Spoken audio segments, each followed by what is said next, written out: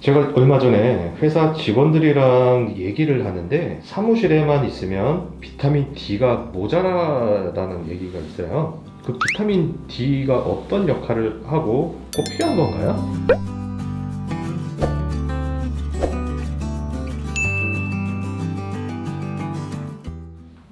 안녕하세요.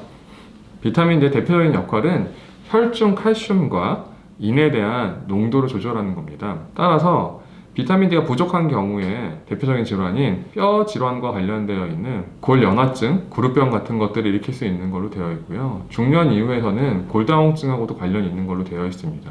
최근에 여러 연구에서는 비타민 D의 다양한 역할에 대해서 발견되었습니다. 특히 면역계에 작용하는 것으로 되어 있는데 비타민 D가 부족한 경우에 세균이나 바이러스하고 싸우게 되는 면역이 떨어져서 여러 가지 감염을 일으킬 수 있는 걸로 되어 있고요. 또한 면역계를 과잉반을 일으켜가지고 알레르기 질환이라든가 아토피, 그 다음에 자가 면역 질환을 일으키는 보고가 있었습니다. 암 발생하고도 관련이 있다고 되어 있는데 암세포의 사멸이나 증식의 억제에 관련되어서 비타민 D가 부족하게 되면 이런 작용들이 안 일어나게 되고 그래서 암 발생 확률이 높을 수도 있다고 되어 있습니다.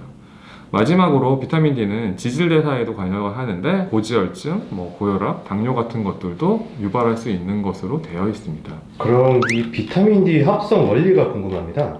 일단 비타민 D에 대해서 한국 사람들이 얼마나 부족한지에 대한 보고가 있었습니다. 국민건강영양조사라고 하는 걸 기초로 해서 2008년부터 2014년도까지의 보고된 데이터가 있는데요. 여기 그림을 보시게 되면 결핍의 기준으로 했을 때 얼마나 퍼센트가 되어 있는지 그립입니다. 그래서 2008년도부터 2014년도까지 계속하여 결핍인 비율이 증가되게 됩니다. 물론 2014년도랑 지금 2020년도랑 꽤 차이가 있지만 마지막 조사에서 보면 75% 이상이 비타민 D 결핍으로 되어 있고요. 그 다음에 두 번째 그림을 보시게 되면 그래프 색깔마다 연령대를 나타내는 거고 남자 여자 차이 없이 2008년부터 2014년도까지 다 체내 비타민 D의 수치가 감소하는 것을 볼 수 있습니다.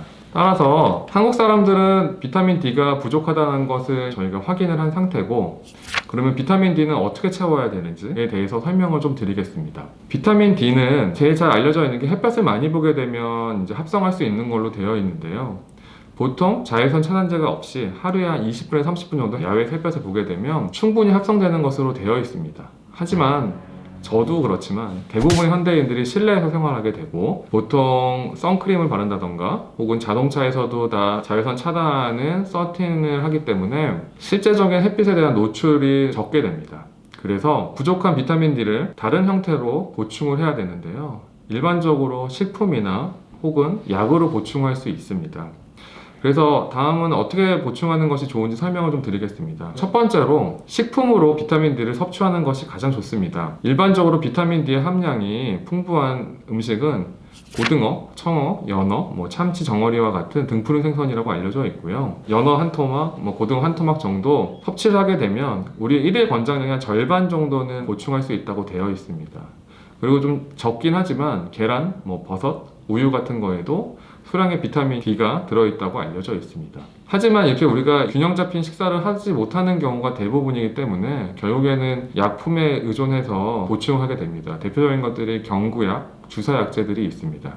경구용 비타민 보충제로 섭취하려면 하루에 비타민 D의 종류인 콜레칼시페롤을 보통 800 인터내셔널 유닛 정도로 권장하고 있습니다. 주사제로도 비타민 D를 보충하게도 되는데요. 주사제는 여러 가지 장단점을 갖고 있습니다. 보통은 10만 단위에서 30만 단위 정도를 근육 주사를 하게 되고 그 근육 주사를 하게 되면 근육에 뭉쳐있던 비타민 D가 일정한 양이 서서히 한 2, 3개월에 걸쳐서 몸 안으로 흡수되는 것으로 되어 있습니다. 주사제가 경구약보다 조금 더 선호되거나 더 장점을 갖는 경우들이 있습니다. 대표적인 것들이 비타민 D하고 칼슘이 복합제로 대부분 처방이 되는데 이런 경우에 위장장애를 일으키게 되고 제가 실제로 처방을 했지만 환자분들이 다 복용하지 못하고 오시는 경우들이 많습니다. 그래서 이렇게 위장장애가 심한 경우에는 비타민 D 근육주사가 훨씬 더 도움이 될 수가 있고요. 또 하나는 위장장애가 있기 때문에 비타민 D를 충분히 섭취하여도 흡수 못하는 경우에는 주사약제를 권장하기도 합니다. 우리가 매일 약을 먹는 게 쉽지 않습니다. 그래서 바쁜 현대인들한테는 어떻게 보면 2, 3개월에 한번 근육주사를 맞는 것들이 비타민을 보충하는 데 도움이 될 수가 있고요. 특히 혈중 비타민 D 농도가 결핍인 경우에는 저희가 적극적으로 비타민 D 주사를 권장하기도 합니다. 정리하겠습니다.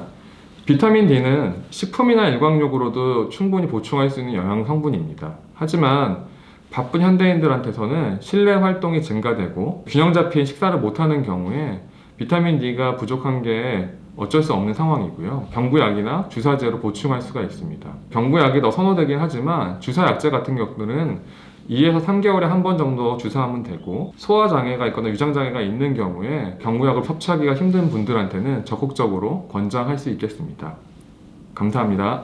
오늘 영상이 도움이 되셨다면 구독, 좋아요, 알림 설정 부탁드립니다.